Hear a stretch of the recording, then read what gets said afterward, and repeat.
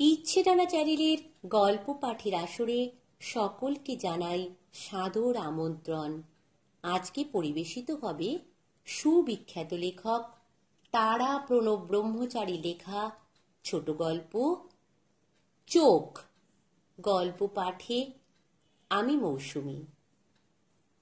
সেই চোখ কথাটা অজান্তেই বেরিয়ে গেছিল বোধহয় ভবানী দেবীর মুখ থেকে। খুব কাছাকাছি ছিলুম বলে শুনতে পেয়েছি আমি। ওতে আমাতে মাত্র হাত চারেকের তফাৎ। উনি আগে চলেছেন, আমি পিছনে। দড়ির ঝোলা পুলের মাঝখানে আমরা। পুলটা বড্ড বেশি দুলতে শুরু করেছে। ওপার থেকে সকলেই সমস্বরে চিৎকার করে এগোতে বারণ করছে। আমি কিংকর্তব্য বিমূঢ় হয়ে পড়েছিলুম কিছুক্ষণের জন্য। জীবন মৃত্যুর সন্ধিক্ষণে দাঁড়িয়ে ঘাড় ফিরিয়ে পিছনে তাকালুম।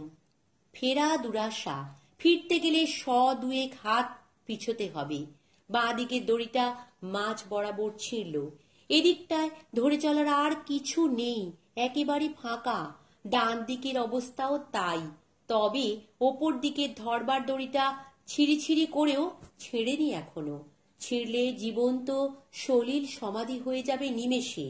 50 ফুট ওপর থেকে খরস্রোতা পাহাড়ি নদী মদ মহেশ্বর গঙ্গার হিমশীতল জলে আছড়ে পড়তে হবে। এগোতে গেলেও এই একই ব্যাপার ঘটতে পারে যে কোনো মুহূর্তে। আমি যে কিরকম হয়ে যাচ্ছি, নিজের মর্মন্তুদ মৃত্যু নিজেই দেখছি।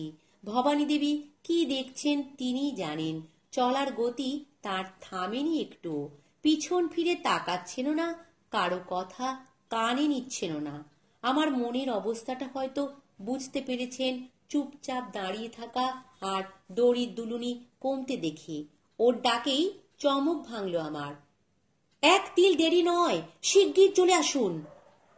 আর কোনো চিন্তা ভাবনা না করেই আচ্ছন্নের মতো পায়ে পায়ে এগোতে লাগলুম আমি। ভবানী দেবী হুঁশিয়ার করে দিলেন, ওদের ডাক শুনবেন না, পিছনের দিকে তাকাবেন না মোটে। পিছনের দিকে তাকালুম না আমি, কিন্তু নিচের দিকে নজর পড়তে লাগলো বারবার। দুটো দড়ির ফাঁকে ফাঁকে গোজা গাছের শুকনো ডালগুলোর ওপর পা রাখার সময় মদ মহেশ্বর গঙ্গাটিকে কি ভয়ানক দেখাচ্ছে। পাথরের ধাক্কায় স্রোত ভারী দৃশ্যটা যেন একটা হাঁ করা দানবীর মানুষকে গিলে খাবার জন্য অপেক্ষা করছে।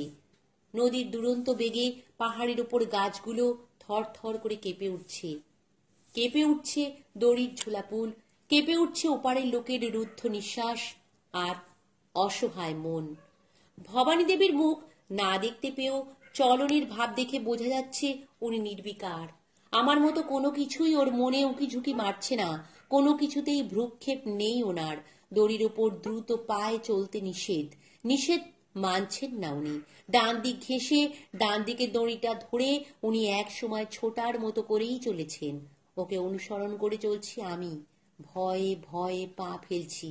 আচমকা ওর মুখ দিয়ে বেরিয়ে আসতে শুনলুম, সেই চোখ। এমনিতেই দ্রুত চলছিলেন ভবানী দেবী। সেই চোখ কথাটা মুখ থেকে বেরোবার পর ওর চলার গতি দ্রুততর হয়ে উঠল। ওর সঙ্গে আমি একটা অদৃশ্য শক্ত রশ্মিতে বাঁধা যেন। ওর চলার টানে আমারও পা দুটো আপনা হতে চলেছে জোরে, তালে তাল মিলিয়ে। দ্বিধা, সংশয়, ত্রাস একসঙ্গে মাথার ভিতর ওলট পালট খাচ্ছে আমার। ভবানী দেবী কি সর্বনেশে চোখ দেখলেন কে জানে। চোখের দাপট দেখতে পাচ্ছি ওর মধ্যে, অনুভব করছি আমার মধ্যেও। বাঁচতে গিয়ে দুজনেই মরণ গহ্বরের দিকে এগোচ্ছি তাড়াতাড়ি। 10 পলক বাদের মরণকে 1 পলকের আওতায় এগিয়ে আনছি। খানিক আগে ভবানী দেবীর স্বামী আর পথপ্রদর্শক পাণ্ডা রঘুলালজি এই দড়ির ঝোলাপুলের ওপর দিয়ে গেছেন। কোনো বিপত্তি ঘটেনি। যত বিপর্যয় আমাদের বেলায়। কেবলই মনে হচ্ছে যাত্রা করার সময়টা নিশ্চয়ই ভুল দেখা হয়েছে। কালবেলার সময়টাকে মাহেন্দ্রক্ষণ ভেবে নেওয়া হয়েছে। শোনা গেছে নিয়তির কারসাজিতে দৃষ্টি বিভ্রম হয় অনেক সময় এরকম। এক্ষেত্রেও তেমন হওয়াটা অসম্ভব কিছু নয়। পিছনের লোকদের মুখ দেখতে পাচ্ছি না আমি, ওদের গলার স্বরও আর শুনতে পাচ্ছি না। দুটো জলজ্যান্ত মানুষকে মৃত্যুর কঠিন বাহুতে আটকে পড়তে দেখে কেমন প্রতিক্রিয়া হচ্ছে ওদের মনে বোঝা যাচ্ছে না। সামনে নদীর তীরে দুটো পাথরের চাঁইয়ের উপর দাঁড়িয়ে রঘুলাল পান্ডা আর ভবানী দেবীর স্বামী। ওদের মুখ দেখে মনের ভাব বোঝার উপায় নেই। ওরা নিশ্চল, নিষ্প্রাণ পাথর মূর্তির মতো দাঁড়িয়ে আছেন। ভবানী দেবীর পান্ডা, আমারও পান্ডা। পান্ডার আস্তানাতেই ওদের সঙ্গে আমার পরিচয়। আমরা সবাই একই তীর্থের যাত্রী। পান্ডার মুখে শুনেছিলাম মদমহেশ্বরের পথ দুর্গম। কেদারখণ্ডের এই জায়গাটায় বড় একটা কেউ আসে না বলে সকলেই আমরা একমত প্রকাশ করেছিলাম, যত দুর্গমই হোক মদমহেশ্বর পাহাড়ে চড়ব। 11,000 ফুট কি 11,500 ফুট, যত উঁচুই হোক না কেন, যত কষ্টই হোক না, ভয় পাই না। মরবার হয় মরব, বাঁচবার হয় বাঁচব। পাহাড়ের ওপর মন্দিরের দেবতাকে দেখবই। আমাদের ধনুর ভাঙা পণের জন্যই অগত্যা সকলকে নিয়ে আসতে বাধ্য হয়েছিলেন এখানে পান্ডা। আমরা এগোচ্ছি। পায়ের তলার দড়িটা সজোরে কে যেন নাড়া দিচ্ছে। আমাদের দুজনকে নদীর বুকে ছিটকে ফেলে না দিয়ে নিস্তার নেই বুঝি তার। ডান হাতের ধরা দড়িটা আলগা হয়ে আসছে। কোন জায়গায় না কোন জায়গায় ছিটছে, ভাবতে পারছি না আমি। দু চোখ বুজে ফেললুম। এর পরের ঘটনা অজানা নয় আমার। নদীর দুপার থেকে হাহাকার উঠে বাতাসে জলের স্রোতে ভেসে বেড়াবে কিছুক্ষণ। দুশ্চিন্তার বাতাসে মৃত্যুর ডানায় ভর করে কখন যে জীবনের আলোয় তীরে এসে পৌঁছে গেছি বুঝতে সময় লাগলো বেশ খানিক। পান্ডার নিবিড় আলিঙ্গনে চোখের স্বপ্ন নয়, সত্যি বেঁচে আছি আমি, বেঁচে আছেন ভবানী দেবী। কালো পাথরের উঁচু বড় চাঁইটার ওপর পা ঝুলিয়ে বসলেন ভবানী দেবী। আমরাও এদিকের ওদিকের পাথরের ওপর বসলুম এক একজন। মনের ভয়টা যাই যাই করেও যাচ্ছে না একেবারে। আমরা নিরাপদ জায়গায় এসেও অকারণ অস্বস্তি বোধ করছি। দড়ির পুলটার দিকে তাকাচ্ছি থেকে থেকে। দুপাশ ফাঁকা। ডান দিকের দড়িটাও ছিঁড়েছে কখন। শুনলাম একটু একটু করে ছিঁড়ছে। আমরা তীরে নামতেই দু টুকরো হয়ে গেল একদম। আমি দেখছি, শুনছি আর ভাবছি মৃত্যুর মুখোমুখি দাঁড়িয়েও অসম্ভবভাবে ফিরে আসতে পারে মানুষ। ভবানী দেবীর চোখে চোখ পড়ল আমার। ওর ঠোঁটের ফাঁকে মৃদু হাসি। মিষ্টি মোলায়েম গলায় উনি বললেন, আর ওদিকে তাকাচ্ছেন কেন? আর মিছিমিছি ভয় পাওয়ার কোনো মানে হয় না। ওর কথায় লজ্জা হলো আমার। ওদিকে চাওয়া বন্ধ করলুম। আমার দিকে তাকিয়ে তাকিয়ে কি যেন দেখলেন ভবানী দেবী। তারপর আমার মনটাকে ঘোরাবার জন্য কিনা জানি না নিজের কথা পারলেন। সে এক মৃত্যু বিভীষিকার মতো দিন। সেদিনও সাক্ষাৎ মৃত্যুর সঙ্গে পাঞ্জা কষাকষি করতে করতে কবজি অবশ হয়ে আসছিল ভবানী দেবীর। শরীরের সমস্ত স্নায়ু শিথিল হয়ে আসছিল। মৃত্যু দুটো আঙুল অবহেলায় টুটি টিপতে যাবে। ভবানী দেবী দেখলেন সেই চোখ, যে চোখ দেখেছিলেন দড়ির পুলের ওপর। তার বাঁ হাতের ধরা দড়িটা ছিঁড়ে যাবার পর ডান হাতের দড়িটা ছেঁড়ার উপক্রম হতে ভবানী দেবী প্রথম দুটি চোখ দেখেছিলেন এক ঘন বনের ভিতর। ভবানী দেবীদের ডাক্কানিয়া গাঁও থেকে বেশ কিছুটা দূরে লাধিয়া, নান্ধুর আর পূর্বগৌলা, এই তিনটে নদীর মুখ থেকে দক্ষিণ পশ্চিম দিকে যে উপত্যকাটা চলে গেছে সেই উপত্যকার বনে। আজকের প্রৌঢ়া ভবানী দেবীর বয়স তখন 15 কি 16। এই বয়সেই বাবাকে হারাতে হলো। অকালে চলে গেলেন বাবা এই উপত্যকাটা থেকে ফিরে আসার পর। বাবাকে দেখে ভয়ে আঁতকে উঠেছিলেন ভবানী দেবী। কি বিভৎস চেহারা, মুখের ঘাড়ের মাংস খোবলানো, ক্ষতস্থান দিয়ে রক্ত ঝরছে। জামা কাপড় ভিজে গেছে, বুকের ভিতরটা আনচান করে উঠছে ভবানী দেবীর। প্রাণটা বুঝি বেরিয়ে যাবে তাঁরই। রক্ত দেখে সমস্ত দেহে রক্ত জমাট বাঁধতে শুরু করেছে তার। তারপর বাবা রক্ত জমে কালো হতে হতে সব দিক কালো হয়ে এসেছে তার চোখে। জ্ঞান হতে বাবাকে দেখতে পাননি তিনি। শুনেছেন যে যমদূত বাঘটা কদিন ধরে গ্রামে হানা দিয়ে গরু বাছুর রাখছিল না কিছু, উপত্যকার বনে তার খোঁজে পেয়ে সেটাকে শেষ করতে গেছিলেন বাবা। পারেননি শেষ করতে।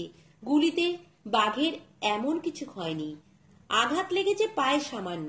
বাবার ওপর ঝাঁপিয়ে পড়েছে বাঘটা। দ্বিতীয় গুলি করার অবসর দেয়নি। বাঘের সঙ্গে ধস্তাধস্তিতে পাহাড় থেকে খাদের মধ্যে ফেলে দিতে পেরেছিলেন বাঘটাকে। তারপর প্রাণ নিয়ে পালিয়ে এসেছিলেন বাবা, কিন্তু বাঁচতে পারলেন না তিনি। যে কোনো উপায়ে বাঘটার প্রাণ নিতে হবে মনে মনে সংকল্প করলেন ভবানী দেবী। বাবার শত্রুর মৃত্যু দেখবেন তিনি স্বচক্ষে। খুড়তুতো ভাইদের জানালেন সংকল্পের কথা। বনের দু চোখের জল দেখে বাঘ শিকারের সঙ্গে নিয়ে যেতে রাজি হলেন তারা।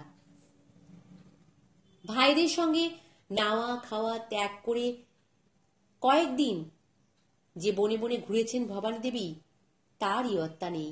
দুশ্মনের দর্শন পাননি তিনি। শুধু তিনি একা নন, তার ভাইরাও পাননি। শেষে সকলেই ভাবলে ভয় পেয়ে বন ছেড়ে হয়তো বাঘ চলে গেছে অন্য কোথাও। ফিরে যাবার জন্য মনস্থ করলেন সবাই। ভবানী দেবী কিন্তু নাছোড়বান্দা। সকলের ওপর আপত্তি, তিনি ফেরার মুখে এক পা বাড়ালেন না। বললেন, বাবা যার ধারালো নখে দাঁতে ছিন্ন ভিন্ন হয়ে গেছে, আমিও তার নখে দাঁতে ছিন্ন ভিন্ন হয়ে মরব। শয়তানটা একদিন না একদিন আসবেই। মা মরা, বাপ মরা, জ্যাঠতুতো বোনের দুঃখ অভিমান খুড়তুতো ভাইরা বুঝলেন। ফিরে যেতে গিয়েও গেলেন না আর।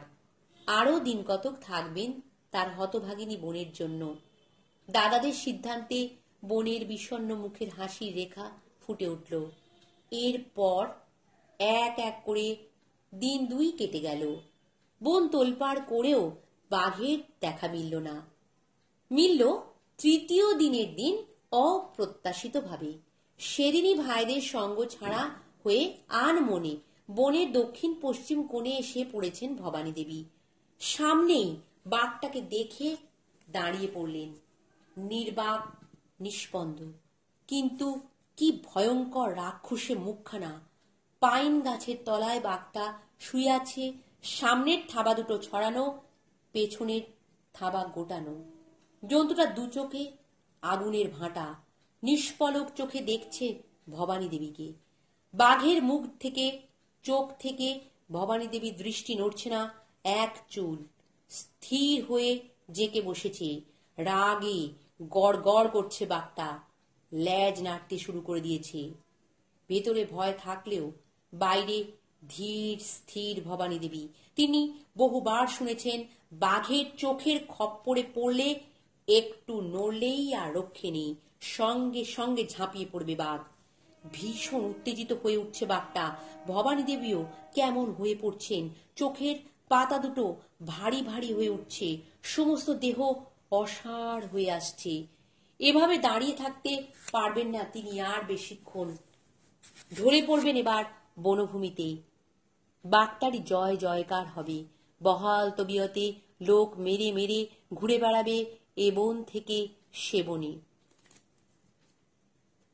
দু চোখের পলক পড়বে এবার ভবানী দেবীর।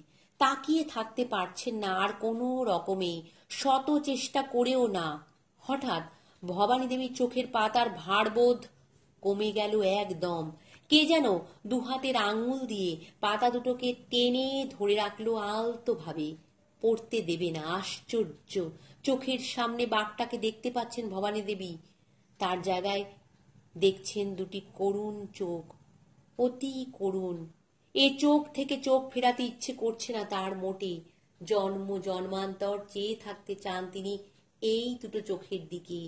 চেয়ে আছেন ভবানী দেবী, প্রাণ ভরে দেখছেন, চোখ ভরে দেখছেন। কতক্ষণ এভাবে দেখেছেন ভবানী দেবী কিছু জানেন না। পরে তার কি হয়েছে তাও জানেন না। শুনলেন বন্দুকের আওয়াজ। সম্বিত ফিরে পাবার পর বড় বড় চোখ করে দেখলেন ভাইদের গুলিতে মুখ থুবড়ে মরে পড়ে রয়েছে সামনেই। দু চোখ বোঝা ভাইরা ভবানী দেবীকে খুঁজতে খুঁজতে এখানে এসে দেখেন এক দৃষ্টে চেয়ে রয়েছেন ভবানী দেবী বাঘের দিকে। বাঘ চোখ বুজে থাবার ওপর মুখ রেখে ঘুমোচ্ছে যেন। পেটের কাজটা ওঠানামা করছে। কাল বিলম্ব না করে গুলি ছুড়লেন বড় ভাই পর পর। বাঘটা একেবারে নড়ল না, চোখ খুলল না। পেটের ওঠানামাটা বন্ধ হয়ে গেল আস্তে আস্তে।